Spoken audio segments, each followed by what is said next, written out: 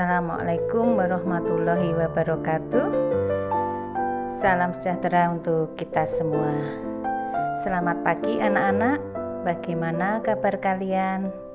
Ibu doakan semoga kalian senantiasa dalam keadaan sehat walafiat. Terima kasih bagi kalian yang sudah subscribe channel ini. Bagi yang belum, jangan lupa klik subscribe dan tombol loncengnya ya, supaya kalian senantiasa mendapatkan notifikasi dari video-video terbaru saya. Anak-anak, pada video kali ini kita akan membahas tentang pengaruh perubahan dan interaksi keruangan terhadap kehidupan di negara-negara ASEAN.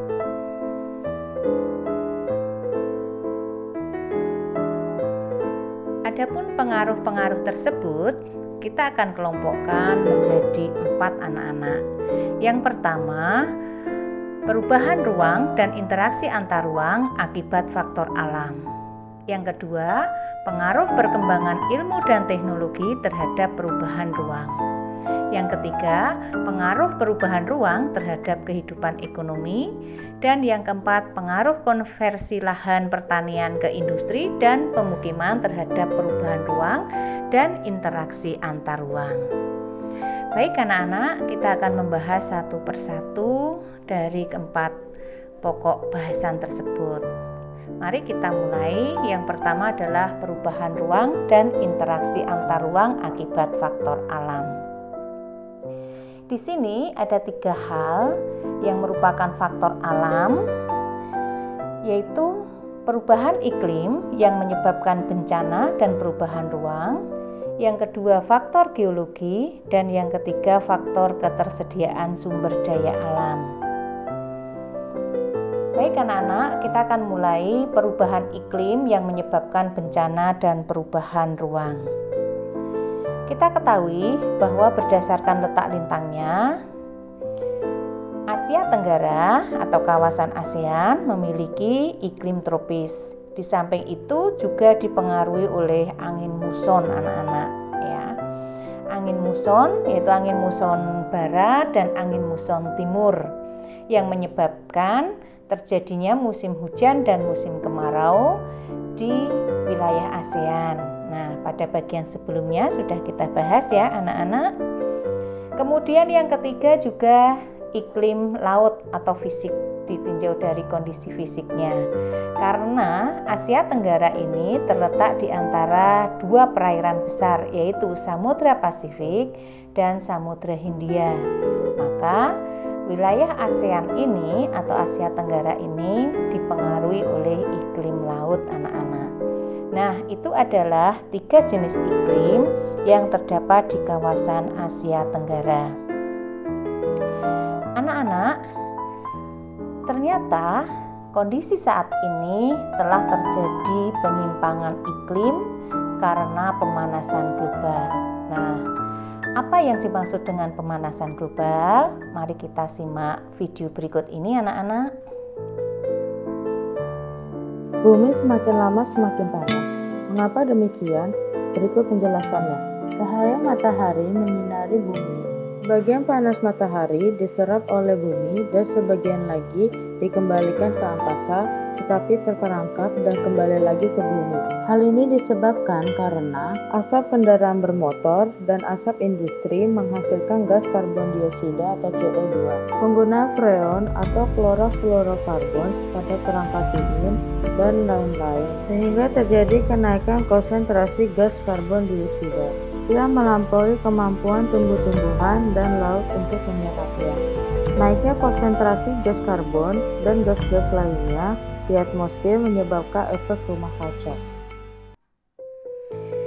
Nah anak-anak, tadi kalian sudah mendengar tentang video bagaimana terjadinya pemanasan global. Nah, pemanasan global yang menyebabkan penyimpangan iklim ini berdampak pada terjadinya beberapa bencana anak-anak. Yang pertama, badai topan Nagri di Myanmar akibat udara yang panas dan lembab yang menyebabkan terjadinya siklon tropis. Yang kedua, banjir di Malaysia karena tingginya curah hujan sehingga bendungan air tidak dapat menampung air. Nah, itu terjadinya badai topan di Myanmar dan banjir yang ada di negara Malaysia, anak-anak. Yang ketiga, kekeringan di Kamboja dan Laos akibat kemarau panjang. Dan yang keempat, kebakaran hutan yang ada di Indonesia dan Brunei akibat kemarau panjang.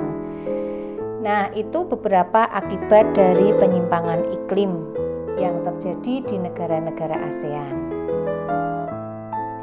Bagaimana upaya menanggulangi akibat penyimpangan iklim tersebut? Yang pertama, memastikan penetapan inisiatif untuk mengurangi emisi gas rumah kaca untuk masa kini dan masa depan dalam ASEAN Plan of Action for Energy Cooperation. Yang kedua, menyajikan dan membagikan analisis yang relevan untuk menggambarkan rentannya Asia Tenggara terhadap perubahan iklim. Yang ketiga, memfasilitasi perdagangan listrik regional melalui ekspansi ASEAN Power Grid, sehingga kurangnya ketersediaan energi terbarukan dapat ditangani dengan lebih baik, anak-anak. Dan yang keempat, saling memberi bantuan dalam menghadapi bencana. Contohnya ketika tsunami di Aceh yang juga berdampak di negara-negara ASEAN, itu negara-negara saling membantu. Yang kedua, faktor geologi, anak-anak. ASEAN terletak pada pertemuan dua benua besar, yaitu lempeng Indo-Australia dan lempeng Eurasia. Ditambah dengan lempeng Filipina yang lebih kecil, anak-anak. Nah, tiga lempeng ini bertemu atau menjadi pendukung dari kawasan Asia Tenggara ini. Akibat kondisi geologis ini, maka ASEAN memiliki kondisi alam yang sangat dinamik. Aktivitas kegempaan, tsunami akibat gempa bawah laut, dan letusan gunung berapi sering melanda negara-negara ASEAN. Yang ketiga, faktor ketersediaan sumber daya alam, anak-anak. Negara-negara ASEAN memiliki sumber daya alam yang berbeda-beda karena faktor kondisi alam yang berbeda-beda pula. Setiap negara untuk mencukupi kebutuhannya melakukan kegiatan ekspor dan impor kepada negara lain. Nah, ini adalah tabel yang menunjukkan bahwa setiap negara anggota ASEAN memiliki barang tambang yang berbeda-beda. Perbedaan inilah yang menyebabkan terjadinya kerjasama perdagangan, saling mengekspor dan mengimpor antar negara, anak-anak. Baik, anak-anak, kita akan lanjutkan pengaruh perkembangan iptek terhadap perubahan ruang.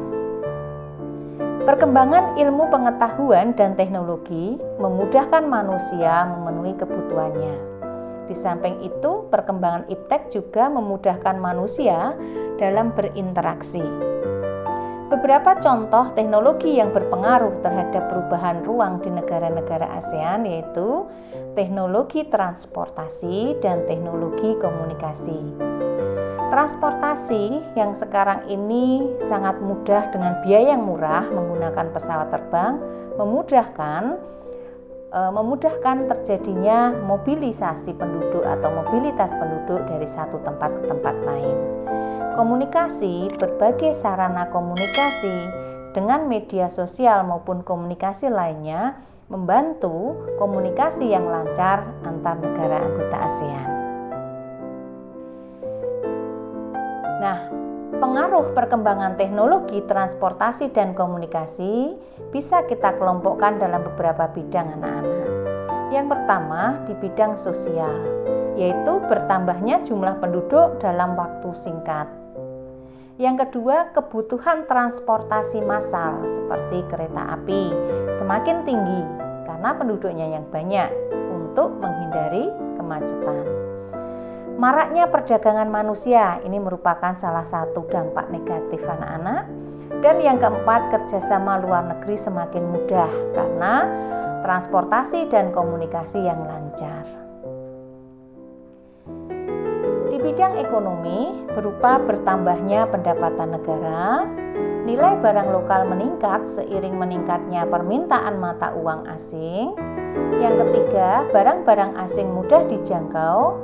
Yang berikutnya adalah di bidang budaya anak-anak, berupa terjadi akulturasi budaya secara sadar maupun tidak, artinya terjadi percampuran budaya. Yang kedua, perubahan sistem nilai dan norma, terjadinya kecenderungan gaya hidup hedonis, aliran-aliran yang bertentangan dengan budaya semakin mudah masuk. Di bidang keamanan, terjadinya gangguan kondisi keamanan suatu negara karena semakin rentan. Narkotika dan obat terlarang semakin mendapat tempat karena penduduknya banyak, saluran komunikasinya yang mudah, informasinya yang lancar, maka mendorong terjadinya penyebarluasan narkotika dan obat-obat terlarang. Jaringan kelompok perusuh antar negara semakin mudah diorganisir. Yang ketiga, kita akan membahas pengaruh perubahan ruang terhadap kehidupan ekonomi anak-anak.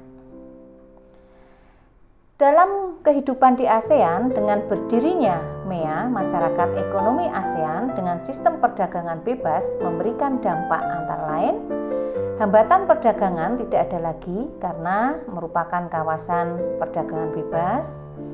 Yang kedua, MEA ini memberi kesempatan masuknya foreign direct investment atau FDI anak-anak. Ya. Apakah FDI itu? Silahkan kalian bisa temukan di beberapa sumber yang lain. Dengan adanya FDI ini dapat menstimulus pertumbuhan ekonomi melalui perkembangan teknologi, penciptaan lapangan kerja, pengembangan sumber daya manusia, dan akses lebih mudah ke pasar dunia. Dan yang ketiga, beragamnya lapangan kerja dengan berbagai keahlian anak-anak, sehingga lapangan kerja akan lebih luas. Iklim yang kompetitif karena adanya perdagangan bebas, sehingga para pengusaha akan semakin kreatif karena persaingan yang ketat, dan para tenaga kerja akan semakin meningkatkan tingkat profesionalitas dan bakat yang dimilikinya. Yang terakhir, pengaruh konversi lahan pertanian ke industri dan pemukiman terhadap perubahan ruang dan interaksi antar ruang. Nah, anak-anak, sekarang ini lahan pertanian sudah banyak yang beralih fungsi. Yang pertama bisa menjadi lahan industri, dan yang kedua menjadi pemukiman. Nah, masalah ini ternyata juga dialami oleh hampir seluruh negara-negara anggota ASEAN, anak-anak. Berbagai masalah yang timbul akibat konversi lahan dari lahan pertanian menjadi industri, antara lain lahan pertanian berkurang yang membuat produksi pangan dan pertanian menurun. Yang kedua, lahan pertanian sekitar industri berpotensi terkena imbas pencemaran akibat limbah atau polusi dari industri, baik tanah, air, maupun udara. Yang ketiga, konversi lahan ini biasanya menular, yang mengancam ketersediaan lahan pertanian. Artinya, konversi lahan ini tidak hanya terjadi di satu tempat, nanti akan berkembang di beberapa tempat yang lain. Konversi lahan atau konservasi lahan pertanian menjadi pemukiman membawa juga dampak negatif, anak-anak. Antara lain, yang pertama, luas lahan pertanian semakin berkurang, sehingga produktivitas pangan semakin berkurang atau semakin kecil. Petani dan buruh tani kehilangan mata pencahariannya. Hilangnya lahan ruang terbuka hijau atau RTH. Dan yang keempat, berkurangnya lahan resapan air. Untuk memperdalam wawasan kalian, coba kalian kerjakan kuis berikut ini, anak-anak. Yang pertama, jelaskan kondisi geologis negara ASEAN. Yang kedua, mengapa perkembangan iptek menyebabkan terjadinya perubahan ruang. Yang ketiga, sebutkan 2 contoh pengaruh negatif adanya perubahan ruang terhadap kehidupan ekonomi negara ASEAN. Yang keempat, apakah yang dimaksud dengan konversi lahan? Dan yang kelima, ceritakan dalam 1 paragraf terjadinya alih fungsi lahan pertanian di daerah kalian. Video berikutnya kita akan membahas tentang pengaruh interaksi sosial terhadap kehidupan sosial dan kebangsaan. Part 1 yaitu mobilitas sosial. Tunggu video berikutnya ya anak-anak. Temukan video lainnya di Titik Agung Family Channel dengan alamat http://www.youtube.com/c.agungfamily. Terima kasih kepada anak-anak yang sudah mengikuti video pembelajaran ini. Dan jangan lupa lakukan protokol kesehatan dimanapun kalian berada. Sampai jumpa pada video berikutnya. Wassalamualaikum warahmatullahi wabarakatuh.